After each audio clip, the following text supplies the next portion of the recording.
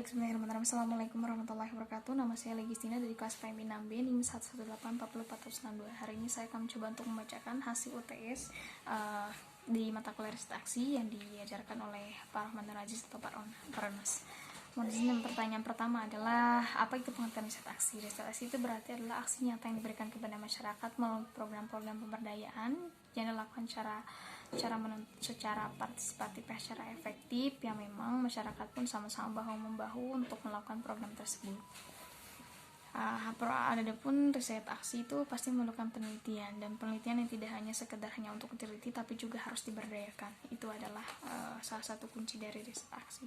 Kemudian yang kedua adalah istilah fasilitator. Fasilitator itu berarti adalah orang atau kelompok yang memang ingin memberdayakan suatu masyarakat. Nah, fasilitator memiliki fungsi tiga, yaitu untuk fasilitasi atau memberikan apapun yang menjadi kebutuhan masyarakat, mempermudahnya. Yang kedua adalah memediasi, yaitu menjadi seorang jalan penengah dikala ada permasalahan yang ada di lingkungan masyarakat. Yang ketiga adalah untuk mengadvokasi atau memberikan nasihat, memberikan ujangan, memberikan hal yang dibutuhkan oleh masyarakat, terutama dalam sifatnya satu solusi, ya begitu. Lalu yang ketiga adalah partisipan, berarti adalah keterlibatan pihak yang mau melakukan pemberdayaan, baik itu seorang pemberdaya maupun yang diberdayakan.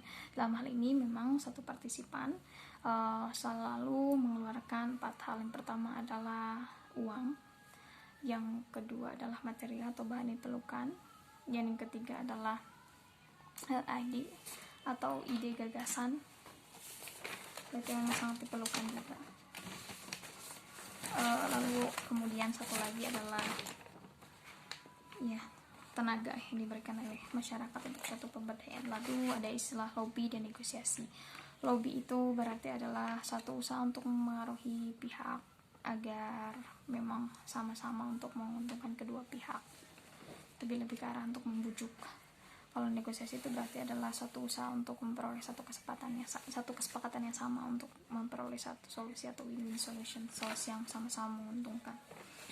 Lalu ada pertanyaan kedua adalah kenapa riset aksi itu sifatnya subjek ke subjek, ya? Karena memang yang namanya riset aksi itu berarti masyarakat berpartisipasi sama dengan pemberdaya. Dalam artian masyarakat dengan pemberdaya, hal ini memang memiliki peran dan fungsi yang sama, di mana sama-sama bersinergi untuk memajukan suatu program, jadi tanpa ada salah satu objek penelitian. Jadi keduanya merupakan sama-sama pelaku daripada satu pemberdayaan tersebut. Kemudian yang terakhir adalah jelaskan tentang siklus riset aksi dari Sisdamas. Ya, yang pertama adalah asosiasi atau kelompok warga, di mana di sini fasilitator atau pemberdaya mampu untuk menaruh, untuk menyimpan aspirasi yang memang dikeluarkan oleh masyarakat melalui satu kelompok warga tersebut.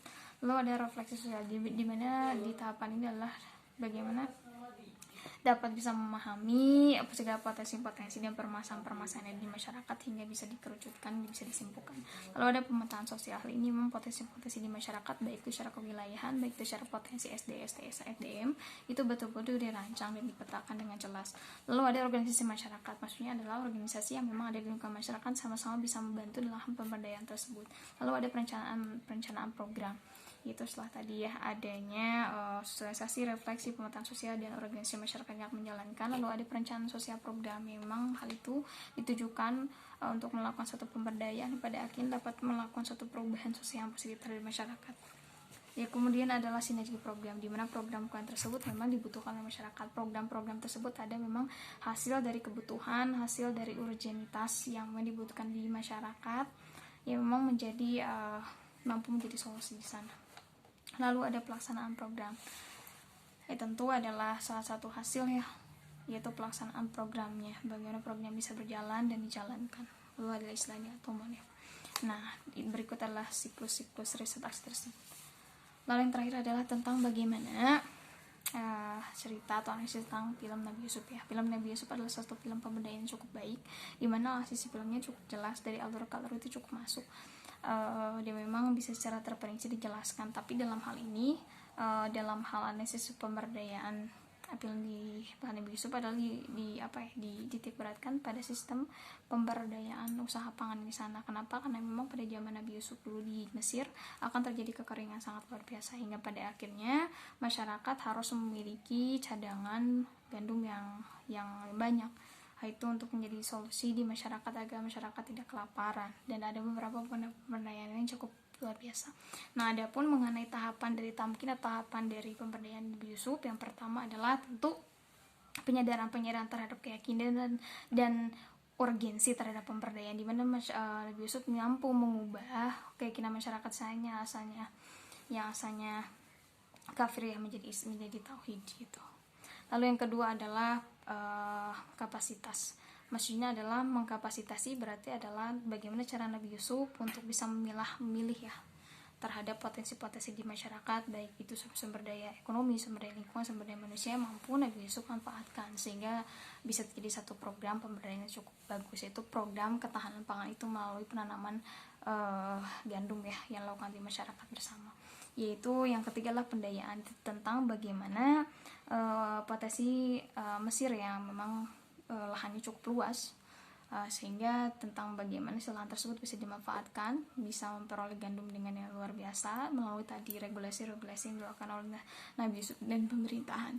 Itu dengan mewajibkan untuk bercocok tanam, kemudian meminta 1/5 dari penghasilan dan pajak. Hal itu tentu untuk mensukseskan program-program pemberdayaan yang dilakukan dalam rangka program pemberdayaan ketahanan pangan yang dilakukan Nabi Yusuf. Dan alhamdulillah program itu berhasil, dan Mesir berhasil dari keterpurukan dan Islam berjaya ketika itu.